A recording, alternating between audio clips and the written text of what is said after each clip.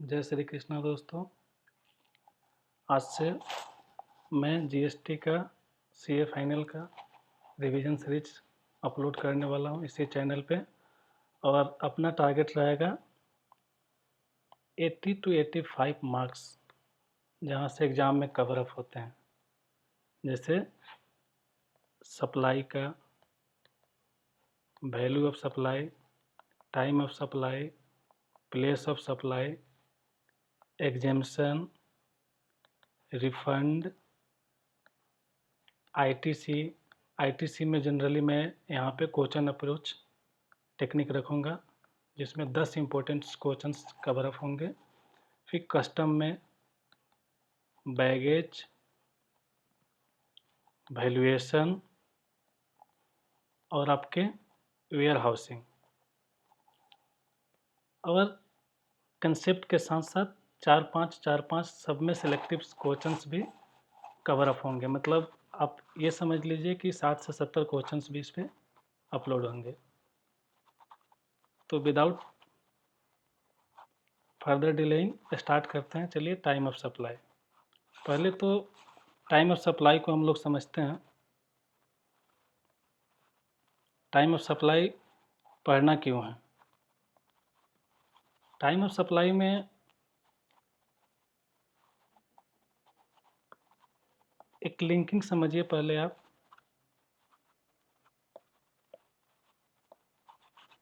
जैसे सप्लाई हुआ, ठीक है, सप्लाई हो गया, उसके बाद इसका वैल्यू निकालेंगे, value of supply.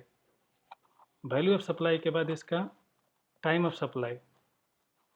Time of supply के बाद गवर्नमेंट को आपको टैक्स का पेमेंट करना होगा, पेमेंट ऑफ टैक्स, जो कि नेक्स्ट मंथ का ड्यू डेट होता है। 20 तारीख तक आपको पेमेंट कर देना होता है। तो इसीलिए यहाँ पे हम लोग टाइम ऑफ सप्लाई डिटरमाइन करने वाले हैं, सीखने वाले हैं कि आखिर उस सप्लाई का टाइम क्या होगा, क्योंकि उसके नेक्स्ट मंथ के 20th को आपको टैक्स का पेमेंट करना होता है। तो चलिए, टाइम ऑफ सप्लाई को, इसमें जनरली 2 सेक्शन है, सेक्शन 12, सेक्शन 13। एक सेक्शन 14 भी होते हैं जो स्पेशल केस में, जहाँ change in rate of tax होता है, वहाँ पे अप्लीकेबल होता है। तो चलिए, गुड्स के केस में हम लोग स्टार्ट करते हैं। गुड्स के केस में भी आपको 2 पार्ट में पढ़ना है। फॉरवर्ड चार्ज के केस में क्या होगा time of supply, reverse charge के केस में क्या होगा। अब यहाँ पे आपको एक कंसेप्ट दिखेगा, last date of issue of invoice. तो सबसे पहले हम लोग यहाँ पे last date of issue of invoice को कवर अप करते हैं। पहले इसको समझते हैं, last date of issue of invoice क्या होगा।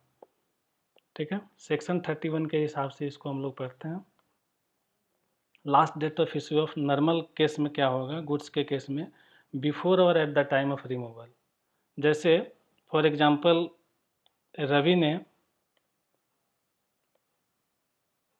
15 जनवरी को गुड्स का डिलीवरी करना है शेखर को। तो आप 15 जनवरी से पहले कभी भी 14, 13, 11, 10 आप बिफोर कभी भी कर सकते हैं। मैक्सिमम मतलब जिस दिन आप डिलीवरी करना है, यानी बिफोर और at the time of removal, मतलब last date of issue of invoice क्या होगा, 15 जनवरी, जिस दिन आप गुड्स का डिलीवरी दे रहे हैं। ठीक है, तो गुड्स के केस में बिफोर और at the time of removal. अब इसको कवर अप करते हैं तो ऊपर देखिए, गुड्स के केस में टाइम ऑफ सप्लाई क्या है, earlier of date of issue of invoice और last date of issue of invoice. Last date of issue of invoice goods के केस में क्या है, बिफोर और at the time of removal of goods. यहाँ पे देखिएगा, फॉरवर्ड चार्ज के केस में टाइम ऑफ सप्लाई डिटरमाइन करने में कहीं भी पेमेंट कवर अप नहीं है। मतलब अगर आपको एडवांस पेमेंट का अगर क्वेश्चंस में लिंक दिखे भी तो इसको भूलना है, क्योंकि फॉरवर्ड चार्ज के केस में नोटिफिकेशन, जनरली नोटिफिकेशन नंबर 66 में ये 2017, इसमें यह चीज़ लिखा हुआ है कि फॉरवर्ड चार्ज के केस में हमको पेमेंट के डेट से कोई लेना देना नहीं है। इसमें हम जनरली 2 चीज़ देखते हैं, date of issue of invoice और last date of issue of invoice. ठीक है, तो ये गुड्स हुआ। अब रिवर्स चार्ज के केस में देखिए, date of receipt of goods. Reverse charge के केस में रिसिपिएंट की लायबिलिटी होती है टैक्स पेमेंट करने की, और फॉरवर्ड चार्ज के केस में सप्लायर की रिस्पॉन्सिबिलिटी होती है। अब यहाँ पे टाइम ऑफ सप्लाई कैसे डिटरमाइन करेंगे रिवर्स चार्ज के केस में? जैसे देखिए, date of receipt of goods, date of payment, यहाँ पे पेमेंट कंसिडर करते हैं, सिर्फ एक जगह आपको पेमेंट कंसिडर नहीं करना है, इसको फिर हम एक बार रिपीट कर रहे हैं। मतलब यहाँ पे एमसीक्यू भी कवर अप होते हैं जहाँ पे आपको पेमेंट का लिंक देंगे और आप पेमेंट में कंफ्यूज होंगे। तो यहाँ पे पेमेंट याद रखना है कि पेमेंट्स का यहाँ पे कोई लेना देना नहीं है टाइम डिटरमाइन करने के टाइम में, क्योंकि यहाँ पे दो फैक्टर्स देखे जाते हैं, एक तो date of issue of invoice और last date of issue of invoice, दोनों में जो पहले हो गया वो टाइम ऑफ सप्लाई हो गया। चलिए अब आगे रिवर्स चार्ज के केस में देखते हैं। रिवर्स चार्ज के केस में तीन तीन चीज़ को देखना है। एक, जिस दिन आप गुड्स को रिसीट कर रहे हैं। दूसरा, आप पेमेंट कब कर रहे हो। तीसरा, सप्लायर जो इनवॉइस इशू किया उसमें 31st डे ऐड कर देना है। तीनों में जो अर्लियर हो वो टाइम ऑफ सप्लाई हो जाता है। अब इससे रिलेटेड एक क्वेश्चंस करते हैं। क्वेश्चन से ज़्यादा क्लियर होंगे।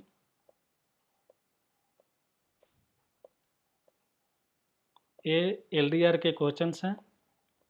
एलडीआर के एक एक क्वेश्चन जैसे ही मई 24 के एलडीआर अभी वर्क इन प्रोग्रेस फेज में है, जैसे ही बनेंगे उसके सोल्यूशन बनने अपडेट यहाँ पे वीडियो पे चैनल पे डलने शुरू हो जाएंगे।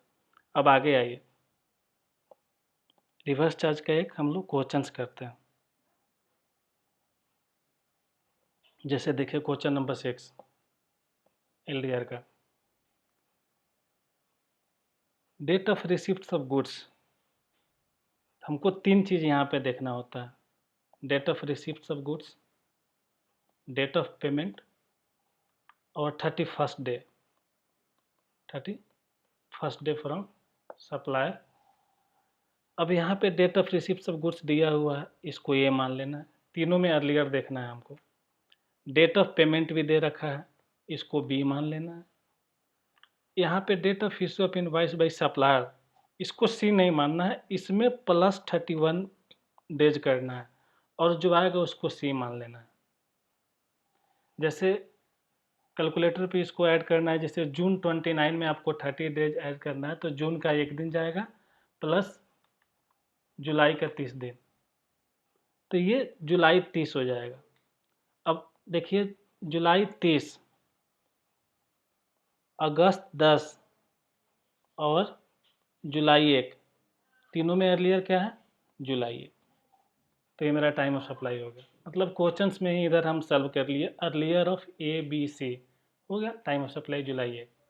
सेकेंड केस देखिए, जुलाई 1 को आप रिसीट कर रहे हैं गुड्स, जून 25 को आप पेमेंट कर रहे हैं और जून 29 दे रखा है, तो इसमें भी 31 डेज ऐड करेंगे तो जुलाई 30 आएगा। तो जुलाई 30, जून 25, जुलाई 1 में अर्लियर क्या है, जून 25। ऐसे ही रिमेनिंग 4 केसेज आप एक बार खुद से ट्राई करेंगे। तीनों में अर्लियर देखना है, date of receipt of goods, date of payment और 31st days from supply invoice. तीनों में जो अर्लियर होते हैं वहीं टाइम ऑफ सप्लाई होगा। फिर अब आगे कंसेप्ट पे चलते हैं।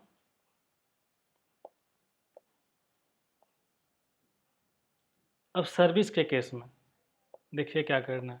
अब सर्विस के केस में पहले हम लोग last date of issue of invoice को पढ़ते हैं। अब सर्विस के केस में last date of issue of invoice क्या है, बिफोर और after the provision of service but not beyond 30 days. मतलब आप सर्विस से बिफोर कर दो या आफ्टर भी कर सकते हैं, 30 दिन का यहाँ पे लिमिटेशन चेक करना है, not beyond 30 days. But bank के केस में आपको ये 45 डेज है। अगर आप सर्विस के 30 दिन के विदिन भी करते हो तो उसको विदिन टाइम माना जाएगा। मतलब यहाँ पे last date of issue of invoices है बिफोर और after the provision of service but not beyond 30 days. In case of bank यहाँ पे हम 45 डेज कंसिडर करते हैं। तो यहाँ पे last date of issue of invoice का कंसेप्ट समझ में आया। अब इसका टाइम ऑफ सप्लाई पढ़ते हैं। अगर इनवॉइस इशू हुआ विद इन टाइम तो आपको डेट ऑफ इनवॉइस और डेट ऑफ पेमेंट दोनों में अर्लियर देखना है। अगर invoice within time issue नहीं होते हैं तो डेट ऑफ पेमेंट और date of provision of service दोनों में अर्लियर देखना है। अब यहाँ पे एक लॉजिक बार बार आ रहा होगा, एक वर्ड डेट ऑफ पेमेंट। यहाँ पे डेट ऑफ पेमेंट हम क्या लेते हैं इसका भी आपको याद रखना है। अर्लियर देखते हैं कि बैंक में क्रेडिट किस डेट को हुआ और बुक में एंट्री किस डेट को हुआ, बुक एंट्री डेट। ठीक है, दोनों में जो अर्लियर होते हैं वो डेट ऑफ पेमेंट होते हैं। हालांकि डेट ऑफ पेमेंट पे आगे के स्लाइड में डिस्कशन करनी बाकी है, वहाँ पे करेंगे। फिलहाल यहाँ पे ही बता दिए हैं कि डेट ऑफ पेमेंट हम अर्लियर देखते हैं जिस दिन आप बैंक में क्रेडिट करते हैं, और डेट ऑफ बुक एंट्री, दोनों में जो अर्लियर होता है वो डेट ऑफ पेमेंट होता है। तो ये सर्विस के केस में अगर invoice within time issue होता है तो date of issue of invoice और date of payment whichever is earlier. अगर invoice within time issue नहीं होता है तो डेट ऑफ पेमेंट और date of provision of service whichever is earlier. अब इसके रिवर्स चार्ज में आते हैं। जैसे वहाँ गुड्स के केस में 3 चीज़ में अर्लियर देखते थे, बट यहाँ पे 2 चीज़ में अर्लियर देखेंगे। तीसरा लॉजिकल है कि यहाँ पे तीसरा क्यों नहीं आया। जैसे वहाँ पे एक था date of receipt of goods. Service के केस में ऐसा कोई विजिबल नहीं होता है कि आपको दिख रहा है कि वहाँ तो दिख रहा है कि गुड्स फलाने डेट को आप रिसीट कर रहे हैं। सर्विस में विजिबल नहीं है कि आप देख रहे हैं कि हम सर्विस रिसीट करके ला रहे हैं, तो डेट ऑफ रिसीट वाला कंसेप्ट यहाँ पे गायब है। इसीलिए यहाँ पे 2 चीज़ देखें, डेट ऑफ पेमेंट और 31st days from supplier invoice which ever is earlier. ठीक है, अब ये गुड्स और सर्विस के केस में हम लोग टाइम ऑफ सप्लाई देख लिए। Last date of issue of invoice भी गुड्स के केस में समझ गए, नॉर्मल सर्विस के केस में समझ गए। अब आपको मिलेगा एक कंसेप्ट कंटिन्यूअस गुड्स और कंटिन्यूअस सर्विस में। अब ये कंटिन्यूअस गुड्स और कंटिन्यूअस सर्विस क्या है? कंटिन्यूअस गुड्स और कंटिन्यूअस सर्विस में डिफरेंसेस एक चीज़ का है, यहाँ पे आप रेकरेंट बेसिस पे आप सर्विस प्रोवाइड करते हैं continuous, but service continuous service के केस में 3 महीने का पीरियड देखते हैं। अगर 3 महीने से ज़्यादा का है तभी वो कंटिन्यूअस सर्विस के केस में आएगा। अगर कोई कॉन्ट्रैक्ट 3 महीने से कम का है और वो सर्विस का है तो कंटिन्यूअस सर्विस के केस में वो नहीं आएगा। तो अब कंटिन्यूअस गुड्स के केस में क्या है, सक्सेसिव स्टेटमेंट, आप कब स्टेटमेंट इशू कर रहे हैं और कब आपको पेमेंट मिल रहा है, दोनों में जो अर्लियर होते हैं। कंटिन्यूअस सर्विस के केस में last date of issue of invoice, ये थोड़ा सा इम्पोर्टेंट है और ये थोड़े से ट्रिकी है, इसको थोड़ा सा समझने का प्रयास किया जाए। इसमें 2 चीज़ देखते हैं हम लोग। अगर आप कंटिन्यूअस सर्विस के केस में ड्यू डेट पता है और वो ड्यू डेट असर्टेनेबल है, जैसे सपोज करिए कि 20 अगस्त है ड्यू डेट, तो इससे बिफोर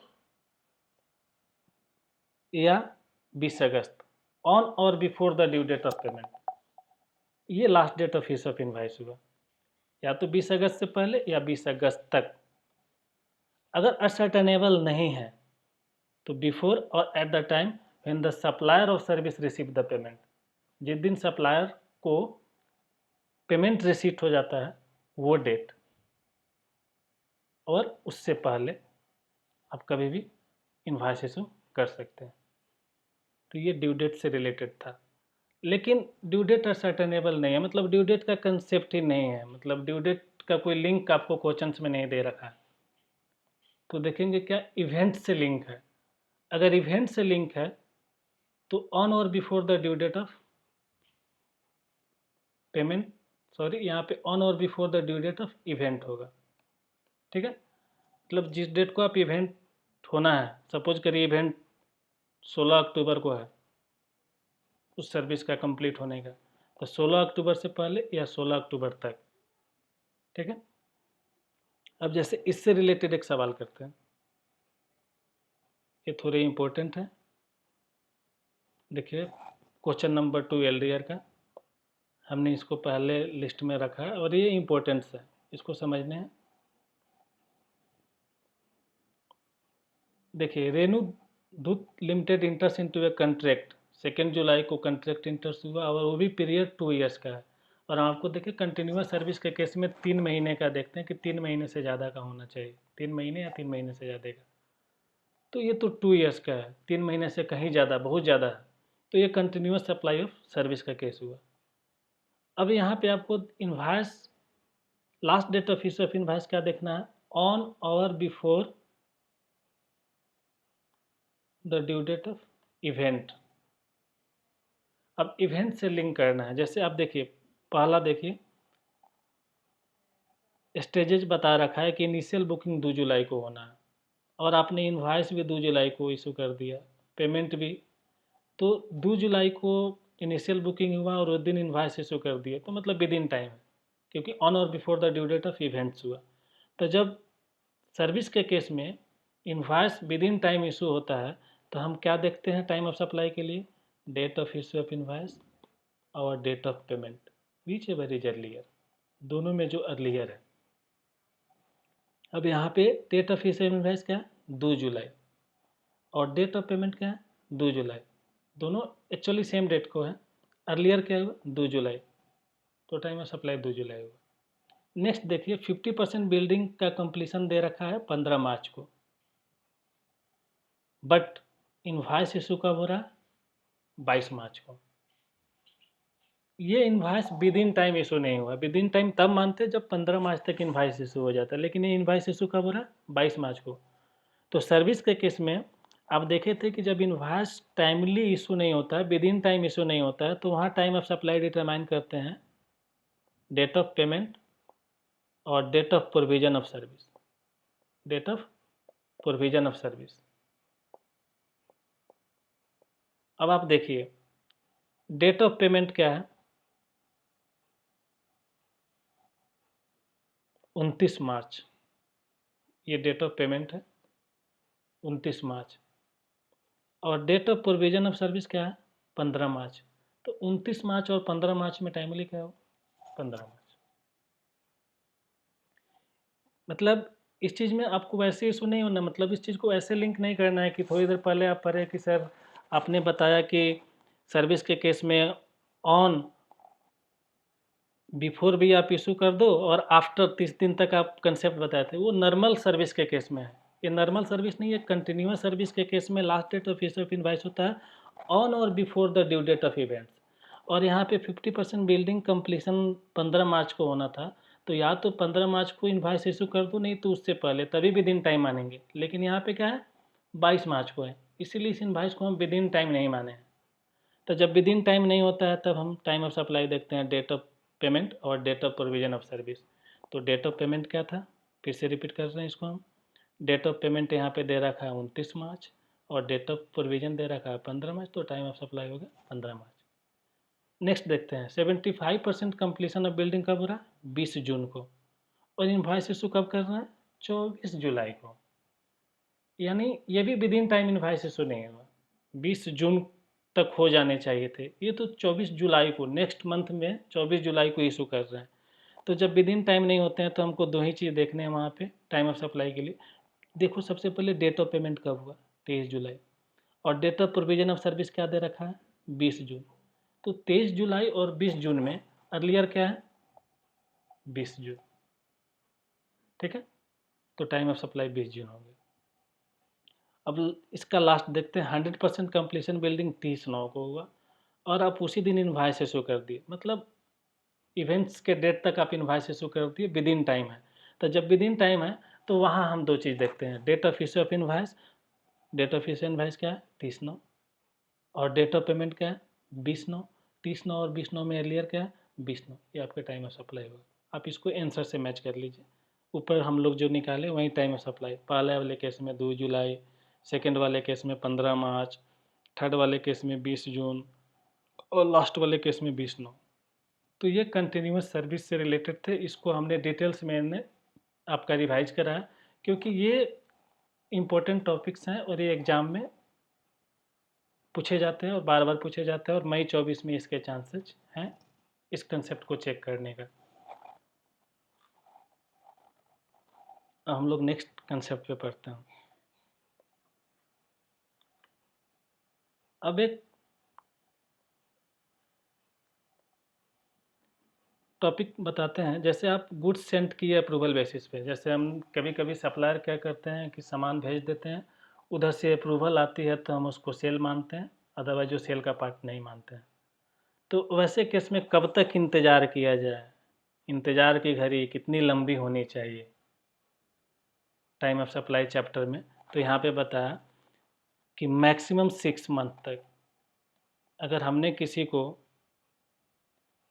जनवरी में सामान भेजा तो उसके अप्रूवल का वेट करेंगे हम, जनवरी फरवरी, अगर पूरा 1 जनवरी है तो जनवरी फरवरी मार्च अप्रैल मई जून। जिस दिन ये 6 मंथ्स ओवर होंगे और कोई कंफर्मेशन उधर से नहीं आया, तो जिस दिन 6 मंथ ओवर हो जाएंगे वहीं टाइम ऑफ सप्लाई मान लिया जाएगा। लेकिन आप विदिन 6 मंथ आपके कंफर्मेशन आ जाते हैं तो जो डेट को आपका कंफर्मेशन आ जाएगा वहीं टाइम ऑफ सप्लाई हो जाएंगे। तो ये अप्रूवल बेसिस वाले थे, ठीक है। अब चलिए सेक्शन 12 को भी किए हम लोग, 13 को भी किए। गुड्स के केस में, फॉरवर्ड चार्ज के केस में, रिवर्स चार्ज के केस में, सर्विस में भी फॉरवर्ड चार्ज के केस में, रिवर्स चार्ज के केस में। अब हम लोग एक सेपरेट सेक्शन पढ़ने वाले हैं जो स्पेशल केस में अप्लीकेबल होंगे। ये हमेशा अप्लीकेबल नहीं होंगे, इनके अप्लीकेबिलिटी के लिए मुझको तुझको जुदा होना पड़ेगा। यानी यहाँ एक कंसेप्ट है, आईपीएस में जुदाई होना जरूरी है। और यकीन मानिए इसके सॉल्यूशन एक डायग्राम पे ही सॉल्व हो जाएंगे, बस उस डायग्राम को समझने का प्रयास किया जाए। हमारी भरपूर कोशिश रहेगी कि आपको डायग्राम इजीली समझ में आ जाए। तो चलिए स्टार्ट करते हैं। यहाँ आईपीएस में जुदाई की बात कर रहा है। ये सेक्शन तभी अप्लीकेबल होंगे जब आईपीएस में जुदाई होगा। आई का मतलब इनवॉइस, पी का मतलब पेमेंट, एस का मतलब सप्लाई। अब फॉर एग्जांपल सपोज करिए 20/10 को सीईआरटी हो रहा है, change in rate of tax. तो ये बैरियर पॉइंट है जहाँ से हमको जुदाई वाला कंसेप्ट चेकआउट करना है। अगर मान लीजिए 20/10 को change in rate of tax हुआ, change in rate of tax का मतलब आप समझिए कि पहले 5% जीएसटी था, अब 12% हो गया। 20 अक्टूबर को ऐसी कोई नोटिफिकेशन आती है कि 5% इन पे लगते थे, अब 12% से जीएसटी लगेगा। तो ये 20/10 को सीईआरटी हुआ, लेकिन इससे पहले इनवॉइस भी इशू हो चुके हैं, पेमेंट भी डन हो चुके हैं और सप्लाई भी हो चुके हैं।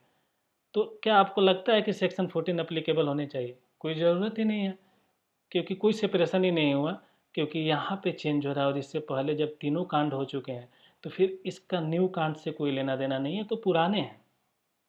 लेकिन इस एग्जाम्पल को देखा जाए गौर से, यहाँ पे सीईआरटी हुआ 20/10 को और आप सप्लाई कर दिए 8/10 को, ठीक है।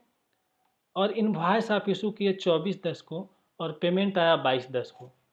मतलब यहाँ पे सेपरेशन है। Change in rate of tax से पहले आप सप्लाई करते हैं और आपके दो इवेंट्स आई और P change in rate of tax के बाद हो रहे हैं। तो ऐसे केस में टाइम ऑफ सप्लाई आई और पी में अर्लियर चेक करेंगे जब सप्लाई बिफोर सीईआरटी होगा। इससे रिलेटेड एक क्वेश्चंस भी करेंगे, पहले इसको समझिए। Change in rate of tax, यहाँ पे सप्लाई बिफोर है तो time of supply earlier of I और पी देखेंगे। तो 22/10 और 24/10 में अर्लियर 22/10 है तो टाइम ऑफ सप्लाई 22/10 होगी। अब सप्लाई आफ्टर सीईआरटी हो रहा है, जैसे 20/9 को आप change in rate of tax हो रहा है और सप्लाई 23/9 को कर रहे हैं, आफ्टर है। तो ऐसे केस में हम लेटर देखते हैं। जैसे देखिए, याद करने के टेक्निक भी क्या है। यहाँ सप्लाई बिफोर सीईआरटी है तो अर्लियर चेकआउट हो रहा है, बिफोर अर्लियर मतलब लिंक करा रहे हैं कि याद कैसे रहे कंसेप्ट है। ये सप्लाई बिफोर सीईआरटी है तो हम अर्लियर फाइंड आउट करते हैं आई और पी में। यहाँ सप्लाई आफ्टर सीईआरटी है तो क्या फाइंड आउट करते हैं आई और पी में? Later, after later, after later, after later. तो यहाँ पे हम आई और पी में लेटर चेक करते हैं। बट यहाँ पे इफ़ बट, जहाँ भी इफ़ बट आते हैं वहाँ थोड़ा कंसस होने पड़ते हैं। अभी बट वाला केस हम सेकेंड सिनेरियो में समझाते हैं, पहले तो इसको समझते हैं।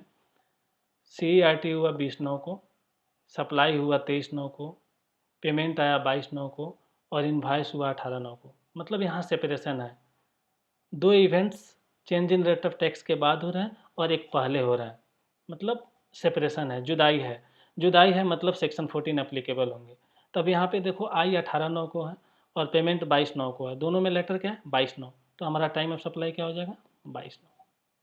ठीक है, लेकिन अगर change in rate of tax ऊपर में हम लिखे हैं बट आई और P both occurred before CERT, जैसे सप्लाई तो आफ्टर हुआ but change in rate of tax के बिफोर अगर आई और पी हो जाएंगे तो हम दोनों में अर्लियर ही फाइंड आउट करेंगे कि दोनों में अर्लियर कौन है, वैसे टाइम ऑफ सप्लाई देखते हैं। ठीक है, अब इस टॉपिक में आपको थोड़ा सा देखिए red zone, please be focused. यहाँ पे डेट ऑफ पेमेंट्स को लेके जो हमारे धारणा पहले से बनते आ रहे हैं कि हम अर्लियर चेक करते हैं, डेट ऑफ बुक एंट्री और credit into bank which ever is earlier,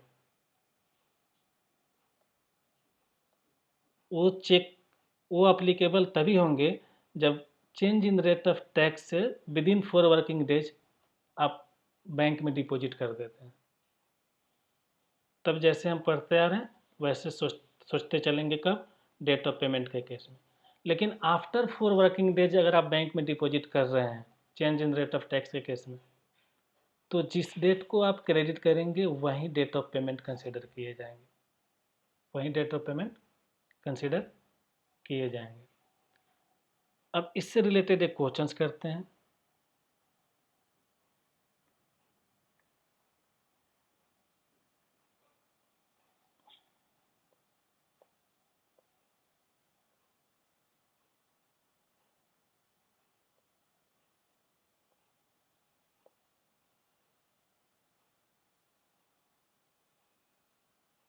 देखिए क्वेश्चन नंबर 4,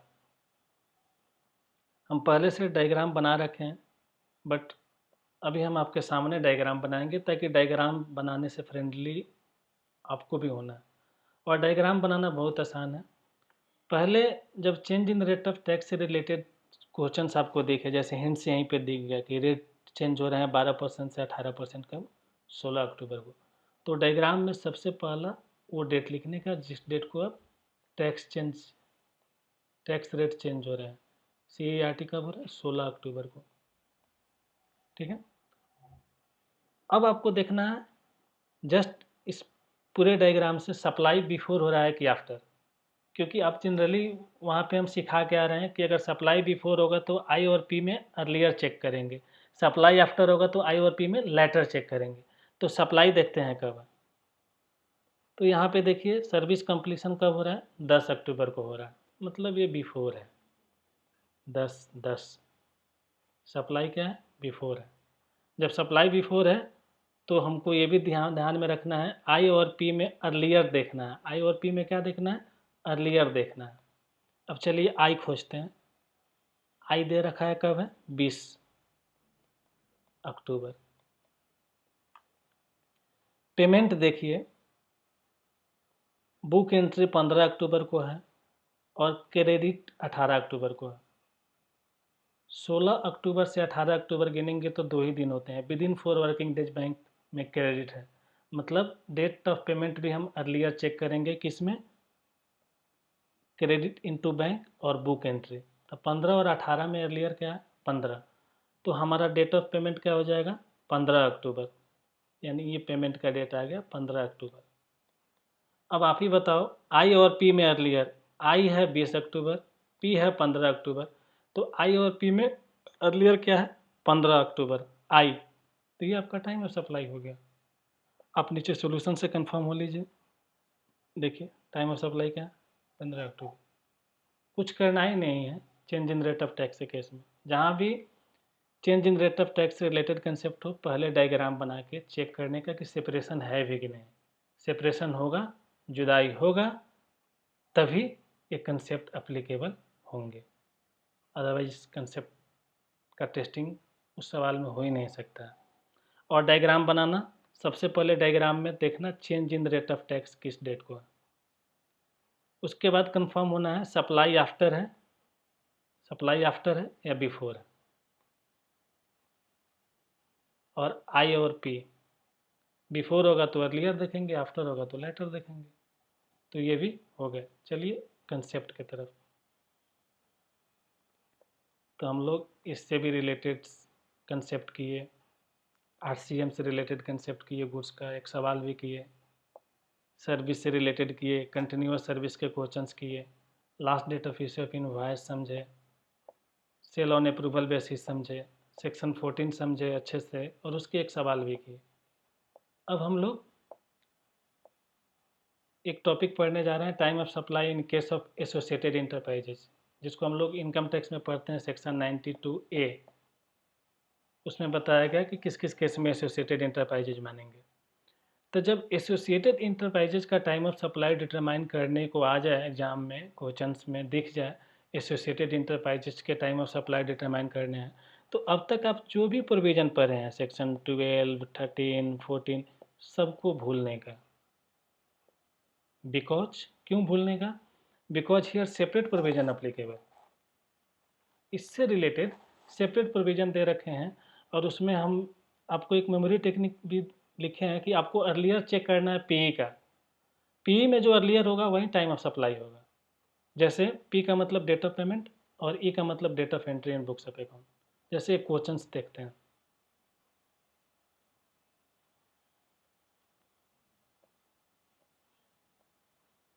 तीसरा क्वेश्चन देखिए एलडीआर का।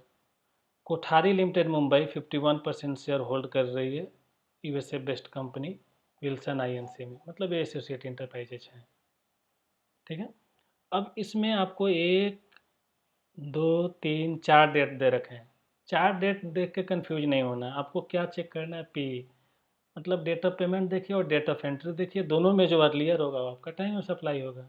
जैसे देखिए डेट ऑफ पेमेंट दे रखा है 23 दिसंबर को, डेट ऑफ एंट्री दे रखा है 30 सितंबर को, दोनों में अर्लियर क्या है? 23 दिसंबर और 30 सितंबर में अर्लियर क्या है? 30 सितंबर। वहीं आपके टाइम ऑफ सप्लाई हो जाएंगे। देखिए नीचे आंसर में कंफर्म हो गया टाइम ऑफ सप्लाई 30 सितंबर। अब कंसेप्ट की तरफ चलते हैं।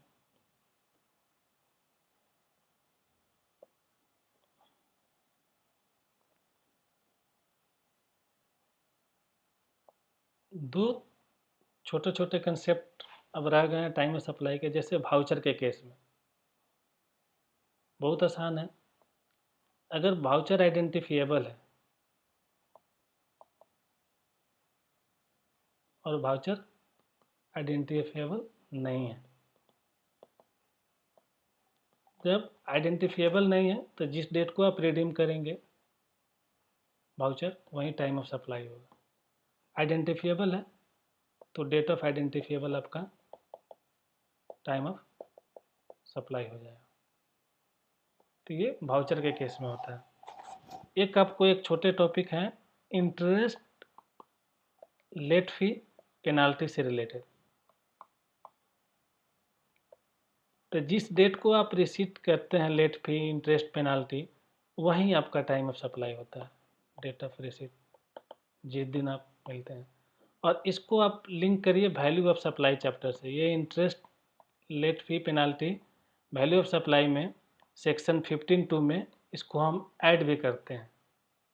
तो जब वैल्यू ऑफ सप्लाई चैप्टर पढ़ाएंगे तो फिर उसको वहाँ लिंक करेंगे। तो इसी के साथ हमारा टाइम ऑफ सप्लाई के जितने कंसेप्ट थे उसको हम लोग ने कवर अप किया। 4-5 इम्पोर्टेंट्स क्वेश्चंस भी लगाए, और जैसे ही मई 24 के लिए एलडीआर अपडेट होंगे उनके एक एक क्वेश्चंस के सॉल्यूशन ऐप पे आपको मिलेंगे, जो भी मेंटरशिप के रजिस्टर्ड स्टूडेंट होंगे। और बाकी यूट्यूब पे मैंने शुरू में जो आपको प्रैक्टिस के लिए बोला, या अभी जो मैंने आपको शुरू के वीडियो में प्रॉमिस करा कि 80 to 85 मार्क्स के concept video along with question, जिसमें 60-70 क्वेश्चंस होंगे, इसी चैनल पे आपको मिलते रहेंगे। तो टाइम ऑफ सप्लाई आज हम लोग यहीं पे इस लेक्चर को फिनिश करते हैं। अब next video value of supply से रिलेटेड आने वाली है, और उससे रिलेटेड 4-5 क्वेश्चंस भी अच्छे अच्छे आएंगे। तो चलिए दोस्तों, यहीं पे इस वीडियो को हम लोग समाप्त करते हैं। मिलते हैं नेक्स्ट वीडियो में। जय श्री कृष्ण।